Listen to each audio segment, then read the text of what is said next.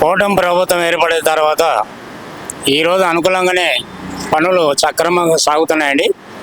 మన రాష్ట్ర ప్రభుత్వం అయితేమి, కేంద్ర ప్రభుత్వం అయితేమి వాళ్ళకు విధానాలుగా ప్రజా సేవలకు, ప్రజల సమస్యల కోసం ఏదైతే వాళ్ళు అనుకున్నారో చేయాలని అదే ప్రకారంగా వాళ్ళు వస్తున్నారు. కానీ ఇది ప్రభుత్వం ఏర్పడి దాదాపుగా 8 నెలలైంది. ఈ 8 నెలల కాలంలో పింఛన 4,000 రూపాయలు అనేందుకు 4,000 రూపాయలు కంటిన్యూగా ఇస్తున్నారండి. తర్వాత గ్యాస్ సిలిండర్లు ఉచిత గ్యాస్ అంటే గ్యాస్ కూడా విడుదల చేశారండి. తర్వాత ఈ రోడ్ల పనులు ఎక్కడైతే మిస్టేకులు ఉన్నాయో స్టేట్ వైడ్గా రోడ్ల పనులుగా మొదలుపెట్టారండి. ఇప్పుడు మాత్రము మళ్ళా ఉచిత బస్సు అంటున్నారండి మహిళలకు. దాని విషయంలో ఎప్పుడు వదులుతారు చెప్పరు. కానీ ఇప్పుడున్న అనుకూలంగా ఈ రాష్ట్ర ప్రభుత్వము, కేంద్ర ప్రభుత్వం, ఈ ప్రధానమంత్రి మోడీ గారండి, చంద్రబాబు నాయుడు గారండి, పవన్ కళ్యాణ్ గారండి, ఈ ముగ్గురు కలిసే ఈ రాష్ట్రాల్లో అభివృద్ధి కార్యక్రమం చేసేందుకు మాకు చాలా సంతోషంగా అండి. జగన్మోహన్ రెడ్డి గారి నుంచి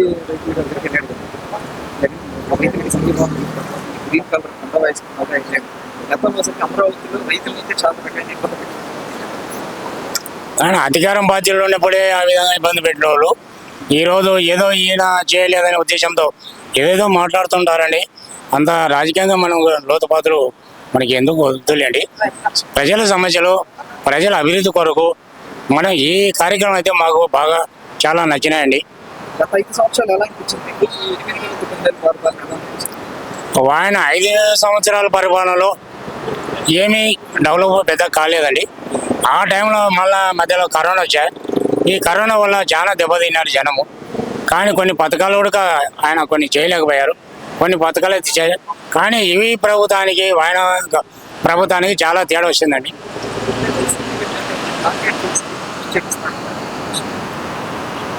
అదే వాళ్ళ రాజకీయాలు వాళ్ళు చేసుకుంటారు, ఇలా రాజకీయాలు వీళ్ళు చేసుకుంటూ పోతున్నారు. కానీ వాళ్ళు ఏదేదో చేసినందుకు.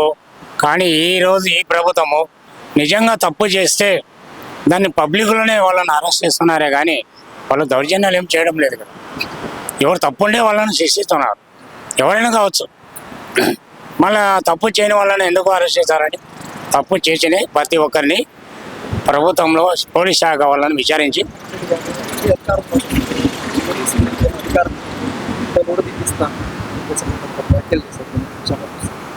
అయ్యా ముఖ్యమంత్రి గారు వాళ్ళు ఎన్నైనా మాట్లాడుకుంటుంటారండి. కానీ పోలీస్ శాఖతో అంత చేసే పరిస్థితి వాళ్ళు మనకు ఇంతవరకు కనపడలే. ఎందుకంటే ఒక శాఖ మీద పెట్టుకోవాలండి.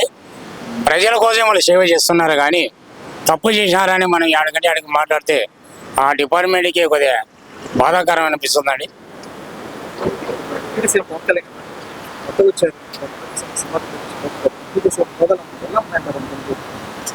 ఈయన సినిమాలో డైలాగులు కొట్టిందే కాకుండా డైరెక్ట్గా ఆయన ఉప ముఖ్యమంత్రి అయిన తర్వాత చాలా ధైర్యంగా ప్రజల కోసం సేవ చేయడమే కాకుండా ఈ మధ్యకాలంలో ఏదో బియ్యాన్ని సముద్రంలో పోవడం ఏదో పట్టుకోవడము చాలా ధైర్యంతో చేసినందుకు జనం కూడా చాలా ఆనందపడుతున్నారండి.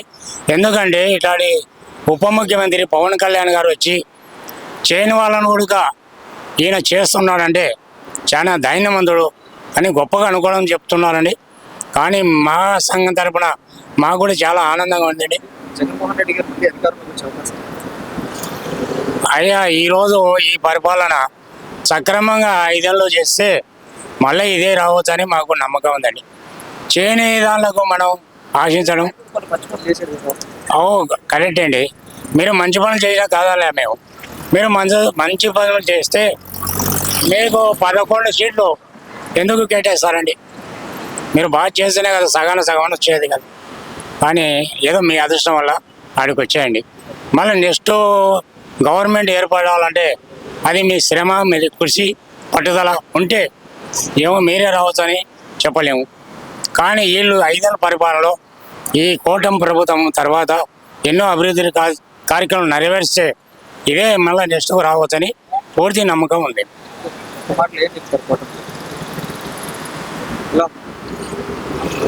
ఇలాగా ఉండి ఇంతవరకైతే చాలా రాష్ట్రము అభినందంగా ఆలోచనలు ప్రతి ఒక్కరికి సంతోషంగా నడుపుతున్నారండి. దీని మీద ఎటువంటి డోకులు లేదండి. అందరూ ఆనందంగా రాష్ట్రమే అభివృద్ధిలోకి వచ్చిన 8 నెలలకే బాగా నడుపుతున్నారని ప్రభుత్వం ఆశిస్తున్నారండి జనం. ఓకే అండి. నా పేరు శిల్పి సుబ్బరాయుడు అండి.